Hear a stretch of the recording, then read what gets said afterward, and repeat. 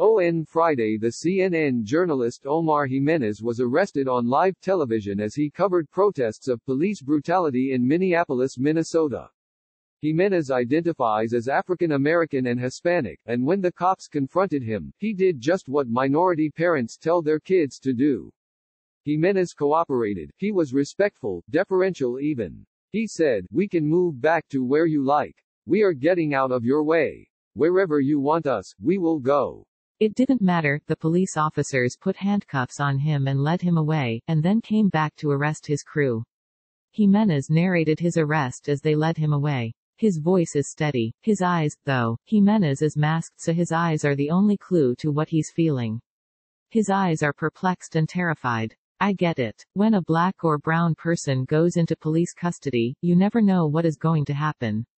You just know that when you leave police custody, if you are lucky enough to leave, you will be diminished. That is the point. What's most interesting is not that Jimenez and his colleagues were released shortly thereafter without any charges filed, or even being told why they had been taken into custody.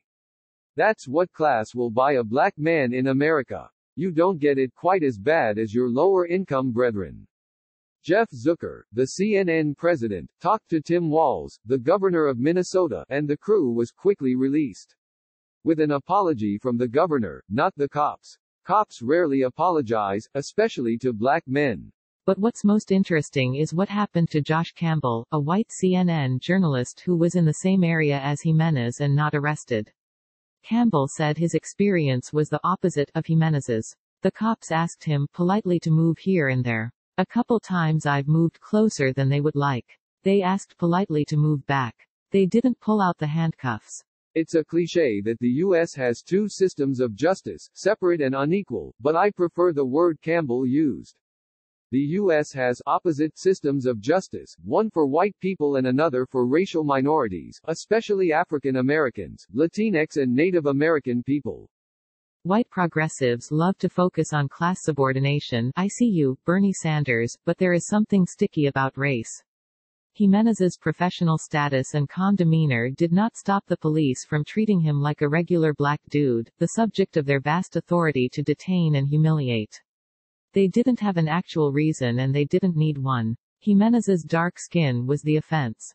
This is how powerful a drug white privilege is. Here we have the cops policing a rally protesting police brutality against a black man.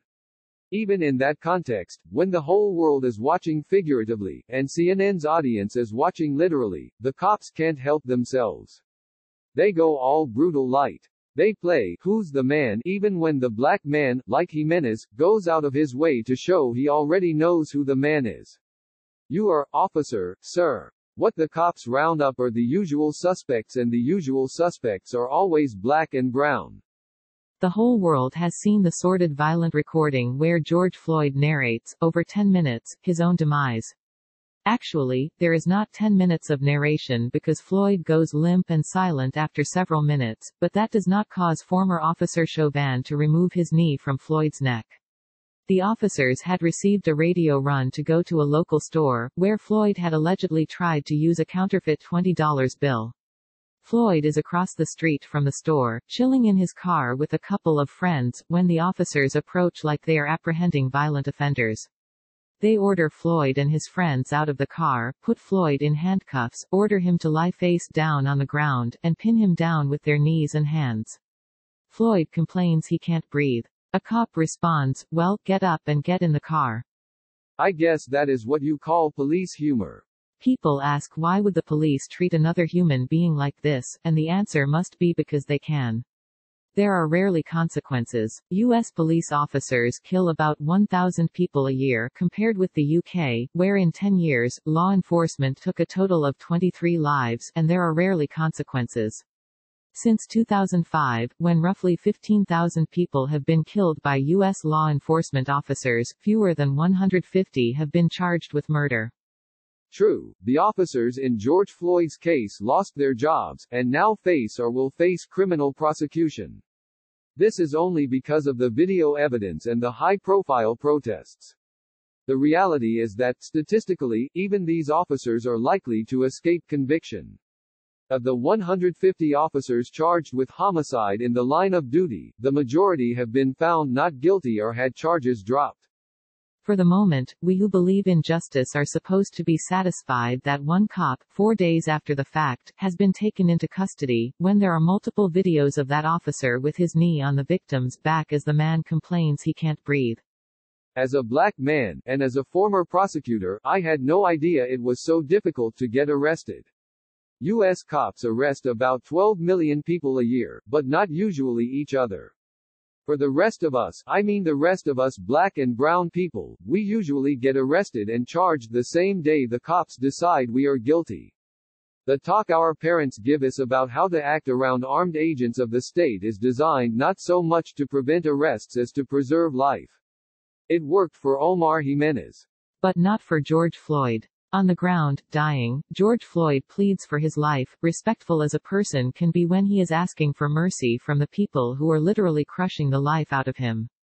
He says please, officer, and calls out to his dead mother. But the police do not remove their knees and feet and hands from Mr. Floyd's body. They don't even stop restraining him when his body is limp and silent. What's to be done? Tinkering with the system makes a difference here and there, but it is not enough. If a white woman was thought to have tried to use a fake $20 bill, it's impossible to imagine the police storming her vehicle, ordering her and her friends out, placing her in handcuffs and ultimately her winding up dead. But as long as cops have that kind of power, people of color will bear the brunt. So one simple reform would be to not allow the cops to make arrests for any nonviolent crime. It's a power they can't be trusted with because they will abuse it. In the end, this is not about law enforcement. It's about enforcing white supremacy. There's no tinkering with that, what with white supremacy being the foundation on which the country was built. The consistent big question in the quest for racial justice has been how much white supremacy is central to the identity of the U.S. This is what Barack Obama and Ta-Nehisi Coates argued about. If we had something approaching equal justice, would we still even be the United States? In order to accomplish that, we'd have to change the Constitution, which authorizes much of the police violence that communities of color complain about, and the politics which exploits white anxiety about black and brown men. What does it mean for people of color to live in a country where, for them to have a fair shot, law and government have to be transformed? It means that we should expect more cases like Omar Jimenez and George Floyd, regardless of whether Trump or Biden wins in November. The real problem, ultimately, is not bad apple cops, even though these 4 officers are rotten to the core. The real problem is demonstrated in what a bystander told the officers as they restrained him to death.